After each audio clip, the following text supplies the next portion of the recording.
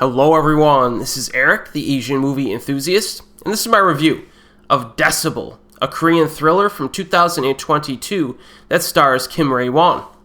The following plot synopsis was paraphrased from Screenrant. The story follows former Navy commander Kang Do-young, played by Kim Rae-won, who retired from his position after an unexplained tragedy took out a large part of his crew.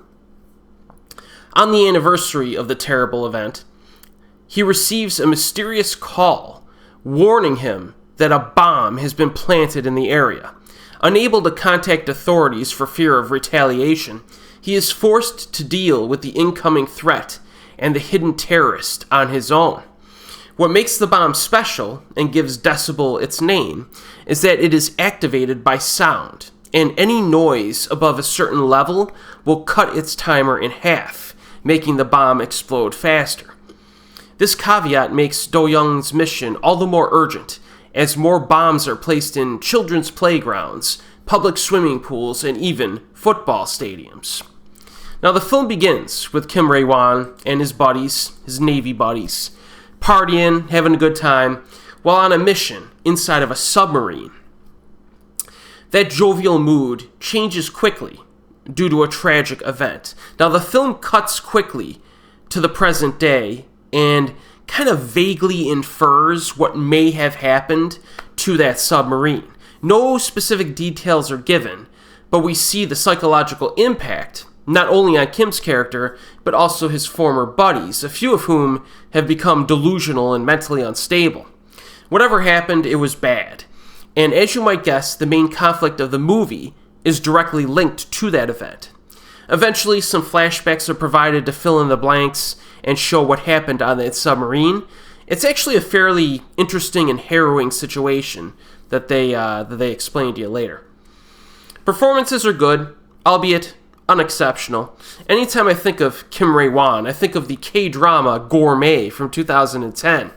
And that was a television series that convinced me to try Korean food, and I've been eating Korean food probably every week for the last 13 years because of that K-drama. So I always remember him for that one. He's a good actor, but I don't think I would place him up in like the upper echelon, so to speak, of Korean actors. And then we have Lee Jong-suk plays the villain, and I liked him in the K-drama W2 Worlds, which is one of the first reviews I ever did on this channel. He was also the bad guy in VIP, and similar to Kim, he's good for his particular role here. Now, the problem with Decibel, in my opinion, is that much of the conflict and the movie as a whole feels a bit generic. And when you're watching it, you might get the impression that everything has been seen before. It's very commonplace.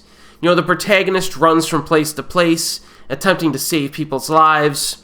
The aforementioned flashbacks on the submarine that I mentioned are really the only moments in the movie that have any sense of dramatic weight to them. And the most impactful of those scenes occurs during the final act. So for much of the runtime, you're basically just following some kind of generic characters who are running around a lot, you know, and trying to defuse these bombs. But what about those thrills? Because if the thriller elements are really good, it can make up for that. Well, the first set piece takes place at a soccer game, or a football game. Most people would call it a football game. Americans would call it a soccer game, right? It reminded me a little bit of Sudden Death with Jean-Claude Van Damme, a movie that I actually like quite a bit. Though perhaps this film is not as cheesy or fun as that film was. It's pretty basic stuff, quite cliche, but it is watchable. You know, it's just, while you're watching this film, you're kind of into it, you know. There are also some similarities to Dirty Harry, as well as Die Hard with a Vengeance, especially in regard to the constant phone calls that the bad guy sends out to our protagonist, and he forces our protagonist and his new buddy that he meets to run from location to location, you know. And in the scene, or the movies that I mentioned, there's a lot of that. But Decibel is just not quite as exciting as those aforementioned films. There is a suspenseful scene like underwater inside of a large recreational pool. The finale is pretty good. It's a pretty good finale. And there are a few suspense scenes on the submarine during the flashbacks. So there is some pretty good stuff here. It is. But I would say that even though most of the suspense scenes are effective enough, there are a few contrived moments. Like there's a scene in a hospital where there's a kidnapping in a hospital, and you might be rolling your eyes during that scene. And there were some bombs planted in public areas and public spaces. Felt a little bit forced, I think, and that nobody notices them and stuff like that. But I do think also that, the title of the film is Decibel, right? And the whole point is that these bombs will explode faster when there's louder noises around them. Now, the film does use that element. It does implement it, but I felt like if they should have put more thought into how they were implemented. Now, actually, there's a reference I just thought of off the top of my head. If you've ever seen the American movie Sneakers from the early 90s with Robert Redford, really good movie, I think. And there's a scene in Sneakers where he has to infiltrate like a tech lab place, and he has to walk very slowly in a room. And there's like a motion detector above him. And it's not necessarily a noise problem for him, but it's a movement problem. But he has to move so slowly that he can't trip the detector. I was expecting something like that in this movie. They don't really give you that moment where it's like, oh man, this is Decibel. Like that, you have to be like super quiet. Or like maybe the scene from the first Mission Impossible film, right? Where Tom Cruise is hanging in that white room and they got to be like super quiet. And if they're too loud, the alarm goes off. I was expecting a scene like that in this movie with the bombs.